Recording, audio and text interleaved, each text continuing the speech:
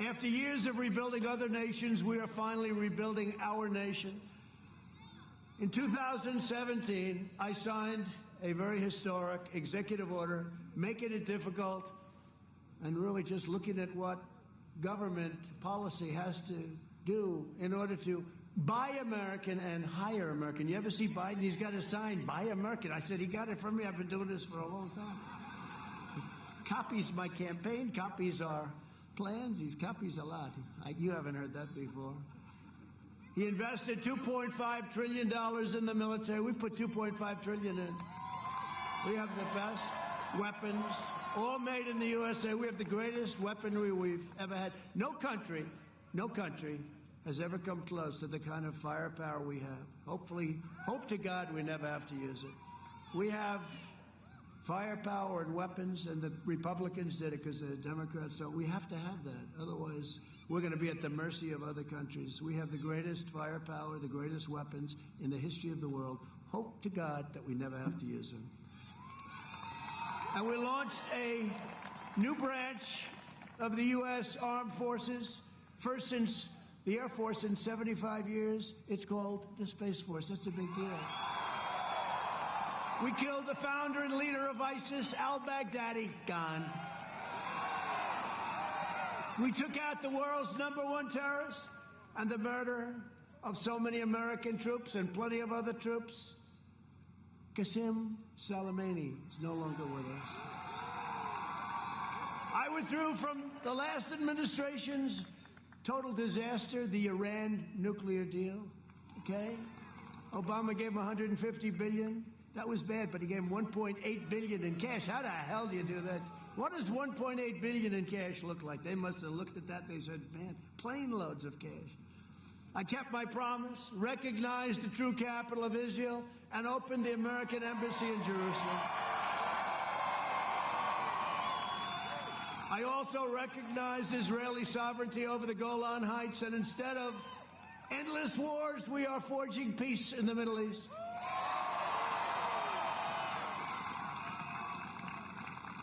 And I was nominated for 3 Nobel Prizes, and not once, I didn't get one song. I didn't get one song. I have to tell you, because they refused to write it. When Obama got his Nobel Prize, they didn't, I mean, it was the biggest story I've ever seen, right? And he didn't even know why he got it. He got it like immediately upon taking office. What a difference. But I told my first lady, I told our first lady, darling, you're going to be so proud of me tonight. We're going to watch television. And you're not going to believe how big this got. What happened? What happened? Darling, I was nominated for the Nobel Peace Prize for Israel, right? Bahrain, United Arab Emirates. And then again, I was nominated again for Serbia, Kosovo, all different. Then I was nominated a third time. But I said, first time, second time I was a little bit, yeah, I know, I love you too. But I said to our First Lady, watch this tonight, darling. It's going to be. And I turned to Lester Holt, #2 show. I turned to Lester Holt. And they covered one story was about rain. Another was about the environment. Another was about something else. Another was a bad hit on me. Another was something else. So now we're through with about half of it. Now they went to the longest commercial I've ever seen. Not supposed to. You know, when you report the fake news, you're not supposed to get free airtime from the U.S. government, right? Does anybody know what that means? And then they went on to the second half. Again and again and again. She looked at me, darling, I don't think they're going to cover this. I said, it's impossible. It's a nomination for the Nobel Peace Award. It's impossible. Guess what? It ended. We got nothing. Then 3 days later, we got nothing. And on the third time, I said, let's not even watch. We're not going to get it. These people are sick. But I did more in 47 months than Sleepy Joe Biden did in 47 years. And now he's pushing the most far-left platform in history. The Biden plan would destroy Social Security and destroy protections for people with pre-existing conditions. Give free federal health care to all illegal aliens, bankrupting Medicare. Well, you know what's going to happen. They're going to pour into our country. When you hear that, they're going to come in. They're very smart, very sophisticated. You'd be surprised. Ban school choice. and ban all charter schools. No more charter schools, no more school choice. Well, we're making a lot of progress. In the second term, I will provide school choice to every parent in America. A vote for Republicans is a vote for safe communities, great jobs, and a limitless future for all Americans. And in conclusion, over the next 4 years, we will make America into the manufacturing superpower of the world. And we will end our reliance on China once and for all. Did you see what he said last night about manufacturing? Well, Obama said we're not going to ever have manufacturing again. You need a magic wand. Last night he said we're doing manufacturing. No. They gave up on manufacturing. I have almost 700,000 manufacturing jobs. I said, how can you lose manufacturing? These bad news. They lie. We will make our medical supplies right here in the United States. We will hire more police, increase penalties on assaults. And we will ban deadly sanctuary cities. We will uphold religious liberty, free speech, and the right to keep and bear arms. Second Amendment.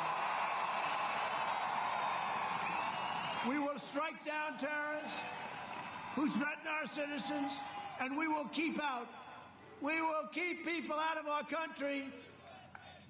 Thank you.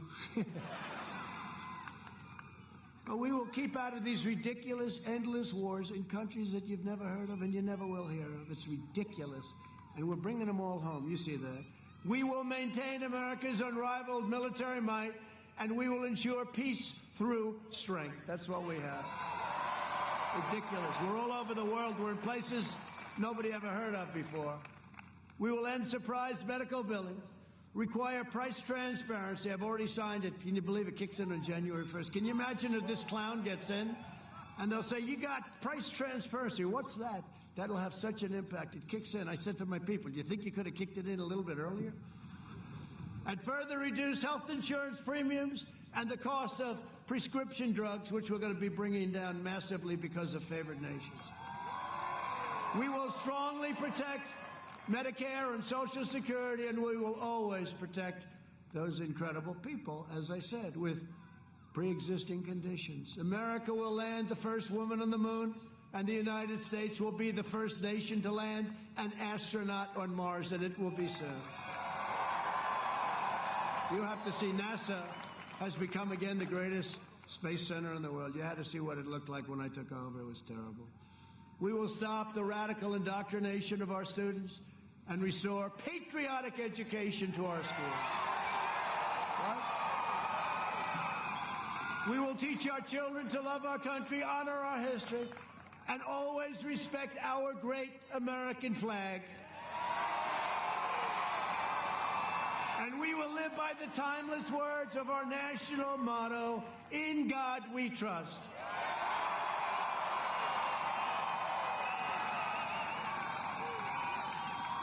For years you had a president who apologized for America. Now you have a president who is standing up for America and standing up for the great people of Minnesota. Thank you. But if we don't win, I'm never calling you great again. So get your friends, get your family, get your neighbors, and get your co-workers and get out and vote. We got to win. We got to win. Early voting has already begun. Don't wait. Please go out and vote. Did you see in New York today? 100,000 fraudulent ballots. They sent out 100,000 ballots. Wrong names, wrong addresses, wrong envelopes. Other than that, they did quite well. Think of it, 100,000. So you know what their solution? That's okay, we'll send out another 100,000. I said, really? What's going to happen to the first 100,000? Who's going to vote them? This is crazy what's going on. This is crazy. From St. Paul to St. Cloud, from Minneapolis to Minnetonka, and from Rochester to right here in Duluth. I like Duluth. This great state was pioneered by men and women who braved the wilderness and the winters to build a better life for themselves and for their families. They were truly brave, brilliant, incredible people. They were tough and they were strong. They didn't have a lot of money. They didn't have a lot of luxury. But they had grit, they had faith, and they had each other. They were miners and lumberjacks, fishermen and farmers, shipbuilders and shopkeepers. But they all had one thing in common. They loved their families, they loved their country, and they loved their God.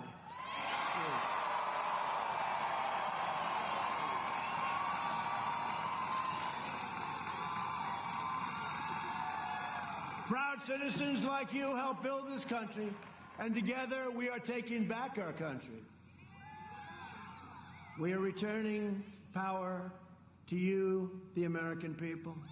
With your help, your devotion, and your drive, we are going to keep on working, we are going to keep on fighting, and we are going to keep on winning, winning, winning.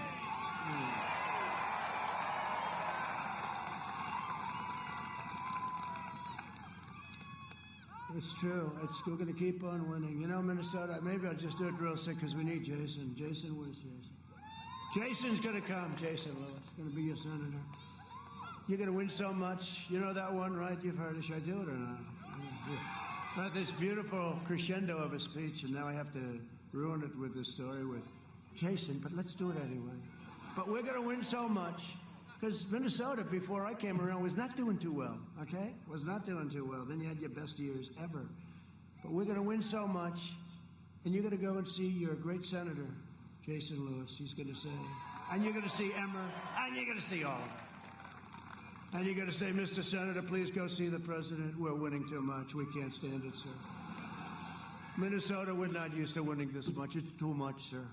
Please, go see.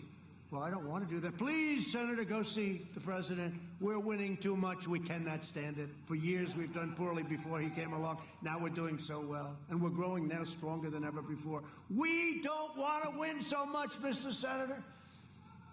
So your senator's going to come in. Hi, Jason. How you doing, sir? Minnesota's winning too much. We have to stop it. I said, what are you talking about? Sir, we have to stop it. It's just too much winning. We have to stop it. I say, Jason, let me tell you. I know the people of Minnesota, and they love winning. They're going to keep winning. We're going to win. We're going to win so much. We're going to keep on winning, and you're going to have the greatest year that you've ever had next year and the year after, and that's where it's heading. So I just want to thank you. And Jason, I'm sorry. I will not follow your wish. Thank you very much. But we're one movement. We're one family. We're one beautiful people and one glorious nation under God.